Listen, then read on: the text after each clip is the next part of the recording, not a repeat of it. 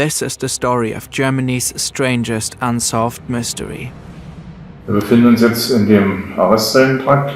Gleich die erste Zelle rechts wurde durch den Schwarzafrikaner belegt und hier hat sich auch angezündet. On January 7, 2005, a man was found burned alive in a police cell. The police claim it was a suicide. The man was alone in his cell and set his mattress on fire. But he was restrained. His wrists and ankles were shackled. The mattress was fireproof. And he had no lighter on him to ignite a blaze.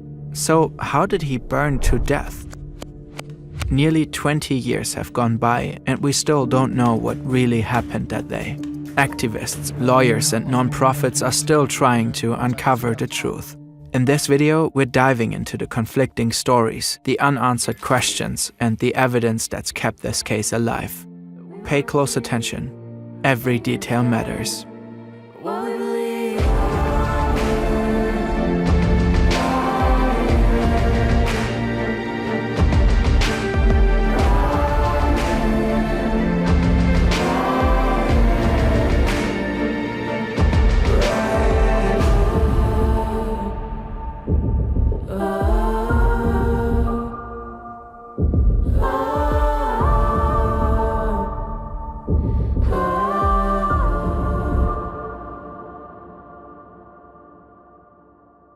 Dessau is a city in eastern Germany. It's early morning.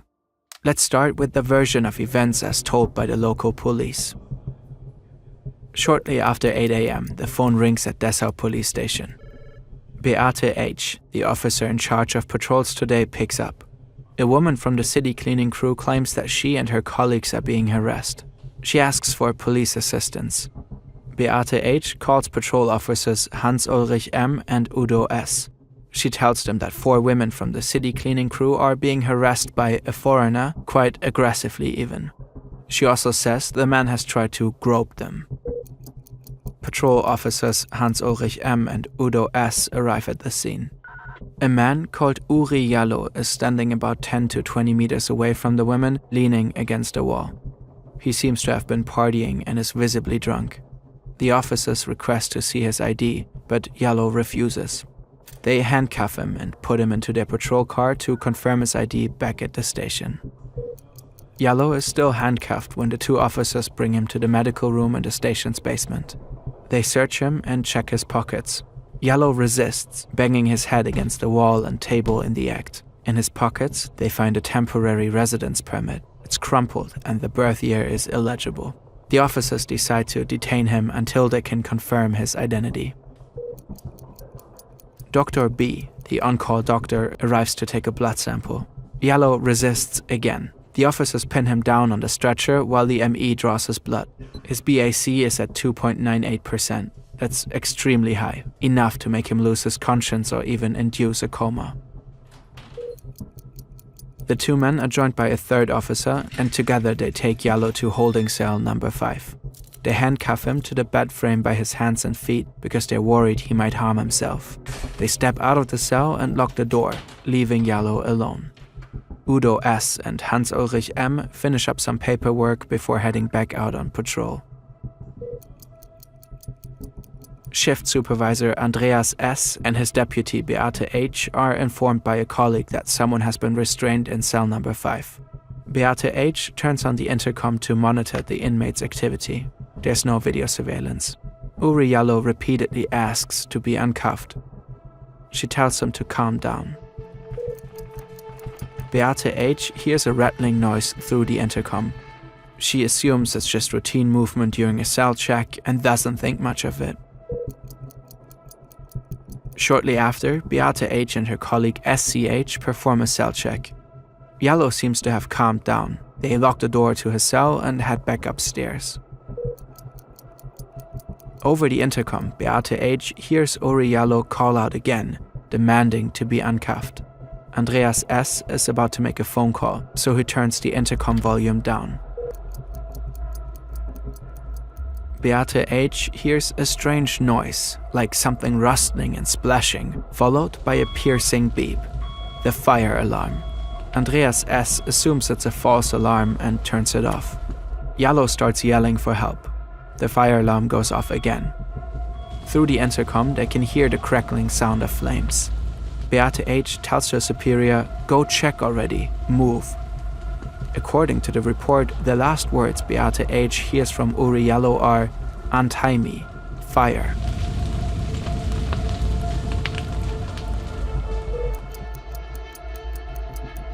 Andreas S. heads down to the basement and opens the door to cell number 5.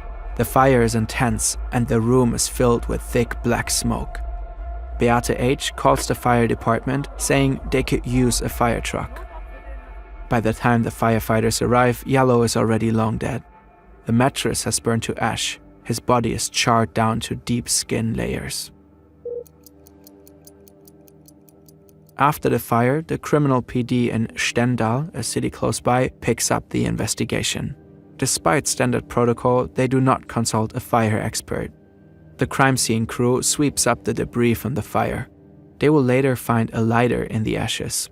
Witnesses are interviewed, evidence is collected. The state criminal police sends a videographer to document the forensic process.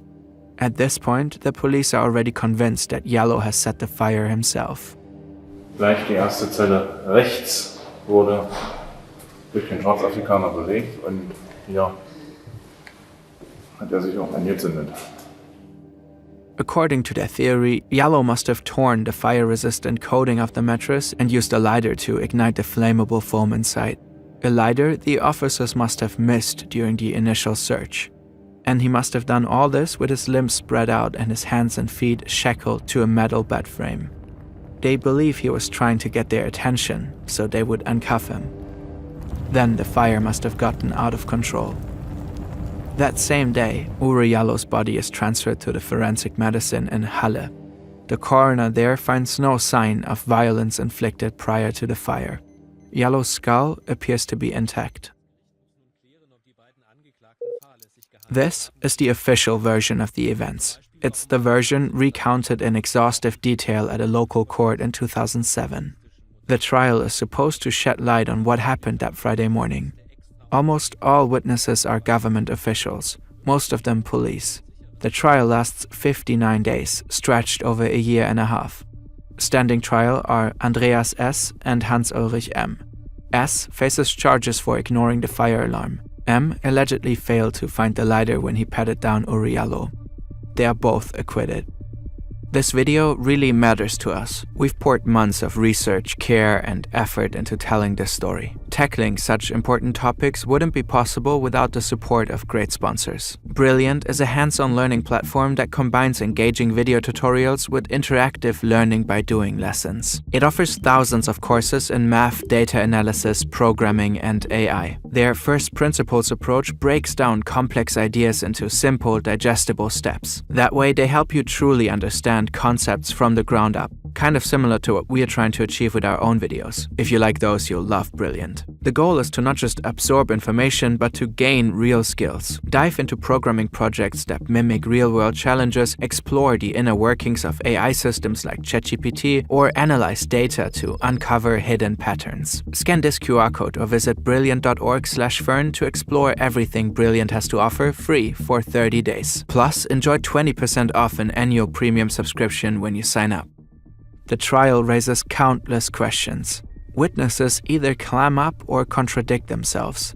Memories are foggy, and crucial pieces of evidence have vanished in mysterious fashion. From the very start, it feels like everyone involved is closing ranks and covering for each other. Even the judge is appalled. What we have seen here was not a fair trial. Police officers who should be upholding justice have prevented any chance of finding the truth. None of those officers who lied to us here should be entitled to wear a badge in this country. About 4 years later, there's an extensive retrial at a regional court. This time, Duty Chief Andreas S. is convicted of involuntary manslaughter and fined about $15,000. The verdict sends shockwaves through Germany. Activists, journalists, and legal experts pick up on the case. The initiative in memory of Uri Jallo, established back in 2005, gains wide support. Today, there are thousands of pages of investigation files, court documents, expert reports, parliamentary inquiries, fire experiments, forensic exams, and filtered court letters. Medical examiners, fire experts, chemists, radiologists, toxicologists, and criminologists have all pored over the case. Their findings fundamentally contradict the official version of events as stated by the police. Almost every detail in the official story is riddled with inconsistencies, misconduct, and unsolved questions. So let's take another look at what happened that morning on January 7, 2005.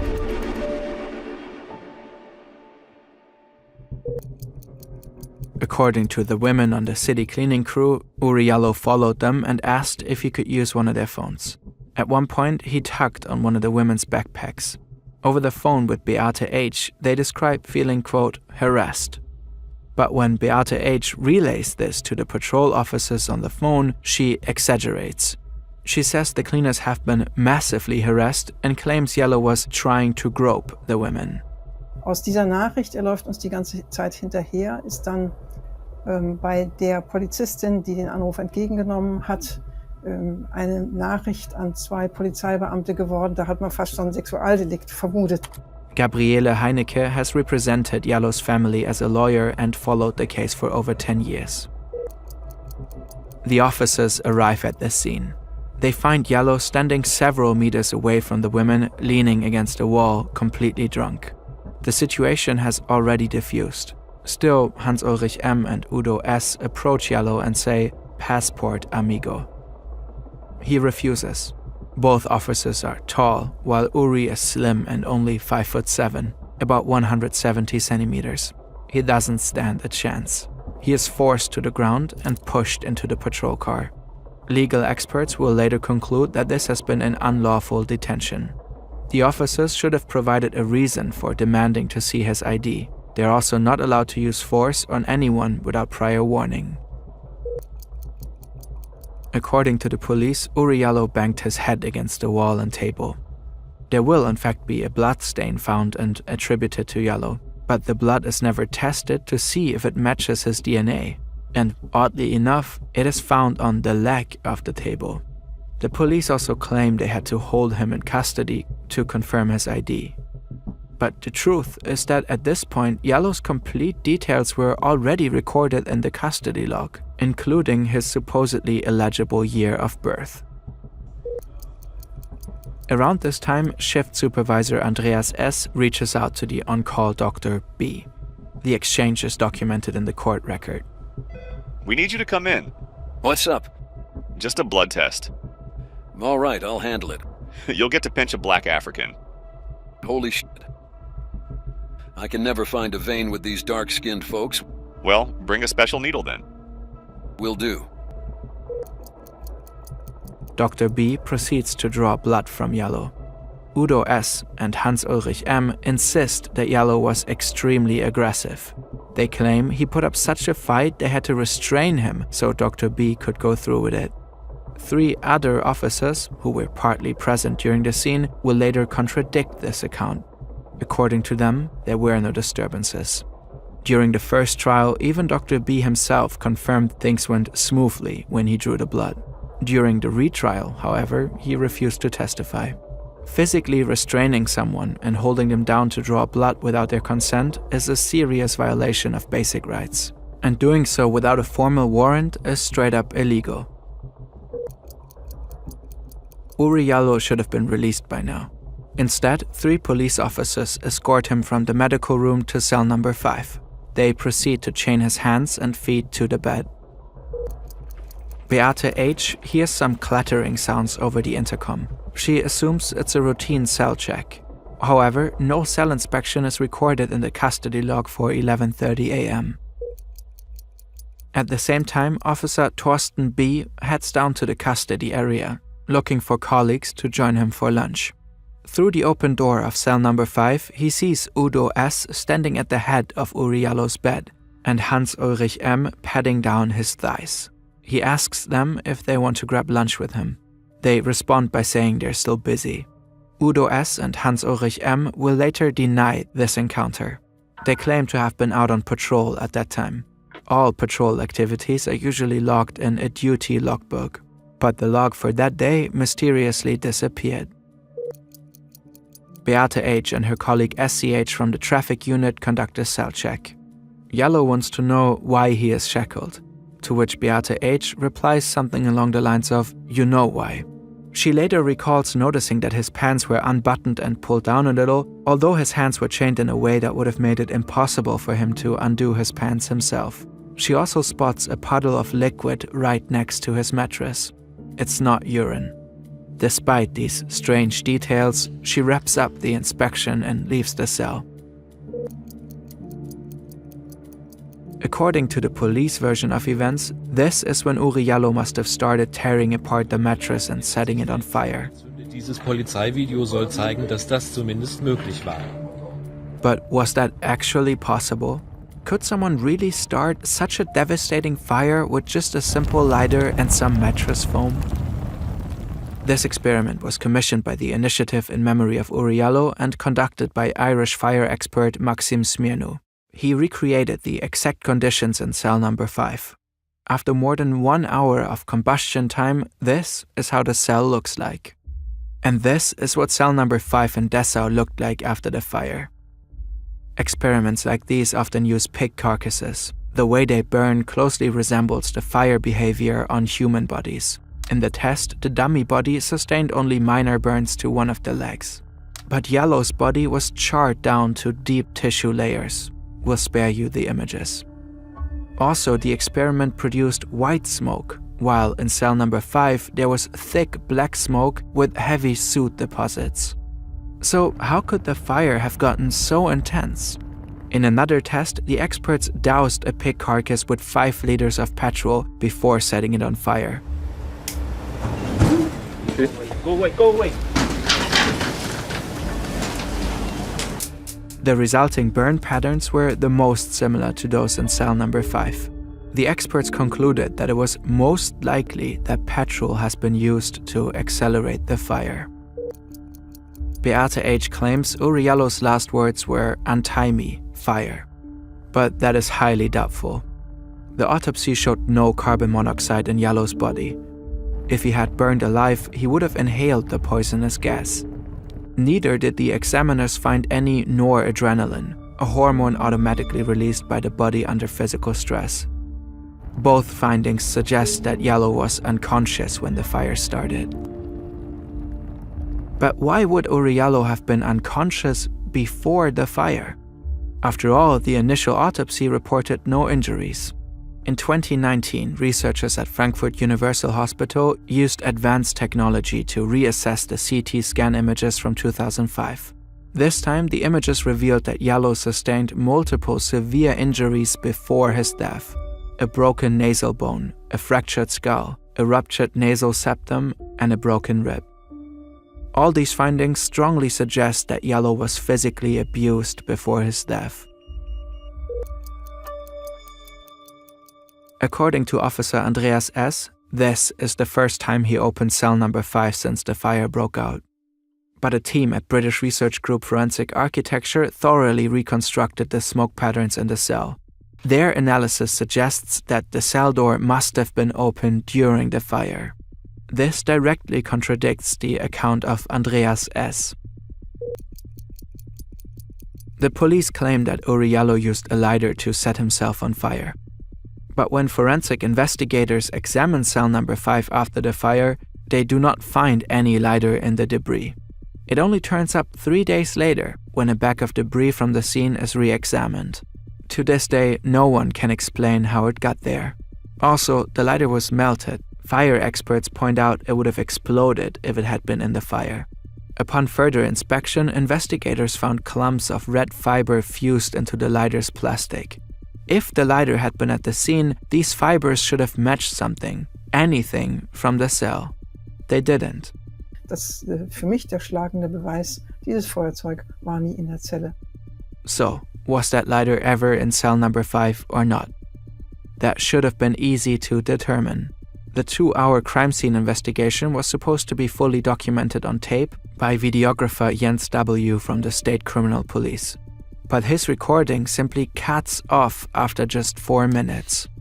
Jens W. will later claim there was a power outage. His statement can not be corroborated by other witnesses. Besides, the camera had a working battery. That very same day, shortly after the recording, Jens W. goes on sick leave for 2 months, supposedly due to an allergy. In the days following the fire, key pieces of evidence disappear under mysterious circumstances. Files containing entries related to Yellow are deleted from police computers, including their backups. A log of the 70 people present at the station that morning, gone. Photos taken by officers on the day of the incident, missing. Surveillance footage from the station hallway simply vanished. An unlawful arrest and blood draw, a blood stain that was never tested, an unnecessary detention to confirm an ID already confirmed and documented, violence used to restrain aggressive behavior that no one else has witnessed, officers who claim to have been elsewhere but have been seen on site, an unidentified liquid on the floor, pants pulled down for no apparent reason, a lighter that cannot be linked to the crime scene. Fire behavior that can only be replicated with several liters of accelerant. Multiple bone fractures suggesting severe physical abuse. A cell door said to be locked that must have been opened during the fire. A CSI documentation video mysteriously cutting off when things get serious. A baffling series of errors and countless items of conveniently missing evidence. Nearly every expert who has examined the case agrees. Uri Jalloh cannot possibly have set himself on fire, which would mean that someone else must have done it. When you put together all the pieces of information, a chilling and deeply unsettling picture begins to take shape. Here's what might have really happened on the morning of January 7, 2005. Uri Jalloh, heavily intoxicated, was taken to the police station under a false pretense. While in custody, he was brutally assaulted and suffered multiple fractures, possibly leaving him unconscious. Then, somebody poured accelerant over him and set him on fire. But who? And why?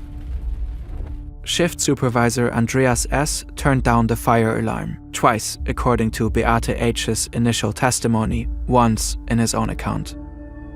Either way, 11 minutes passed from the first fire alarm to the moment he finally checked on Jalloh, according to the public prosecutor's office. But it wasn't him. He was in the second floor control room when the fire happened, but he probably knows more than he's letting on. Then there's Beate H. Her testimony changed several times.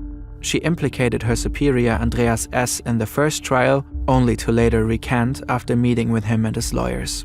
She insists she heard Jalloh's cries for help through the intercom while the fire raged, although he was most probably already unconscious by then. She too might know more than she's letting on.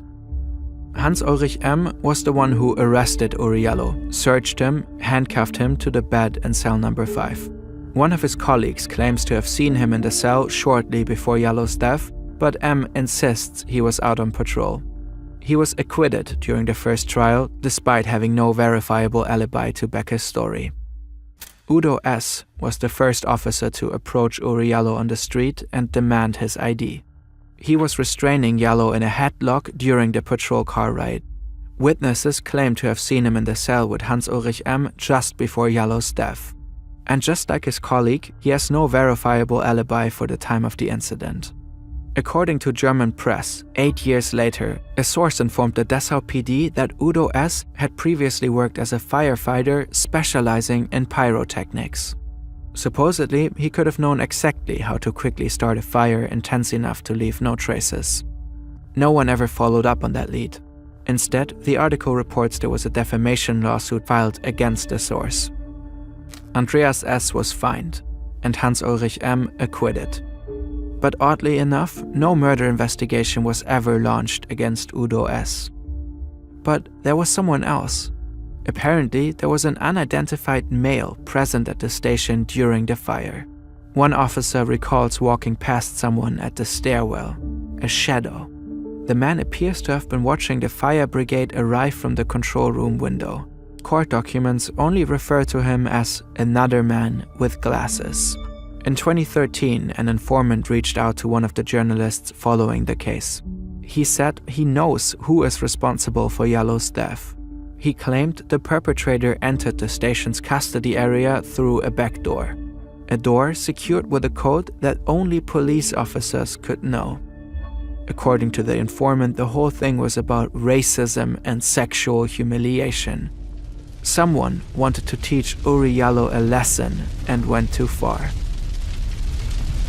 Could this have been a possible motivation? To teach a heavily intoxicated and utterly defenseless man a lesson?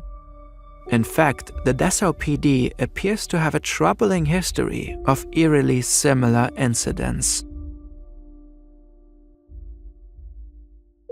In 1997, a drunk engineer named Hans-Jürgen Rose was picked up by Dessau police after a minor car accident.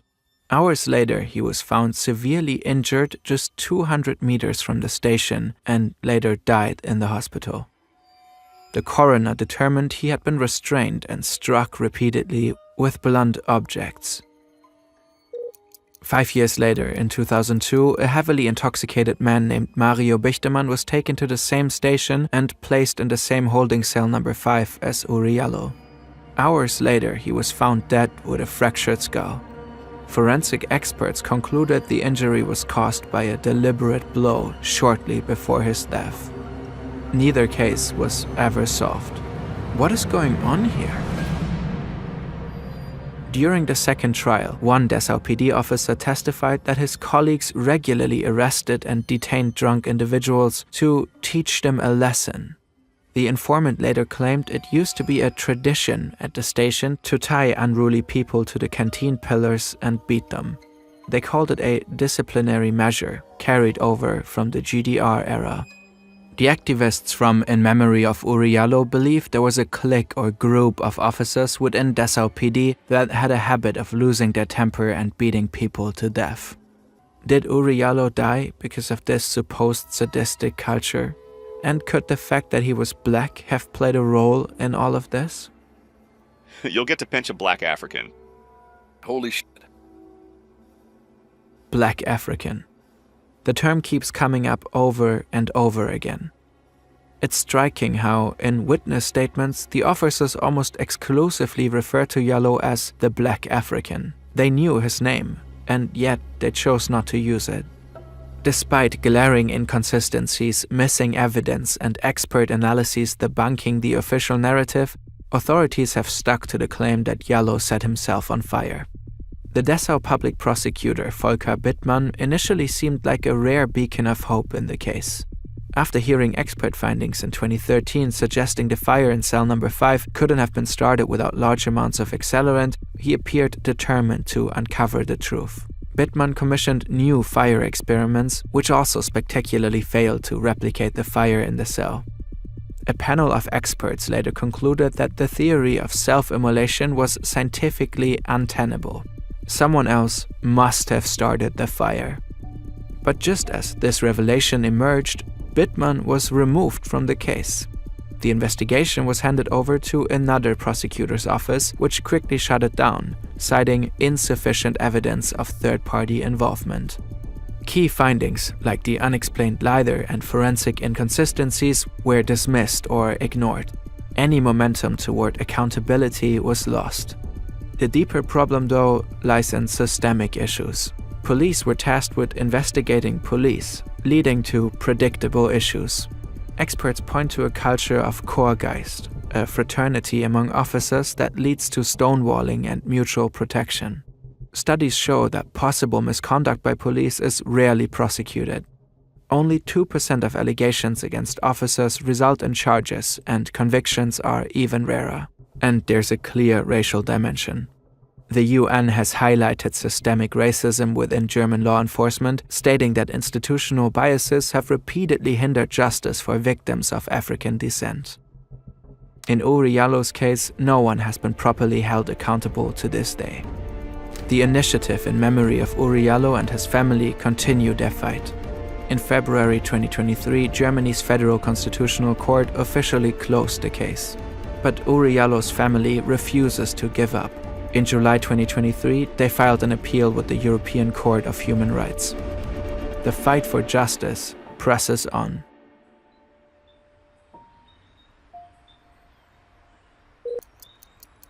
Two German reporters decide to visit Udo S. at his home.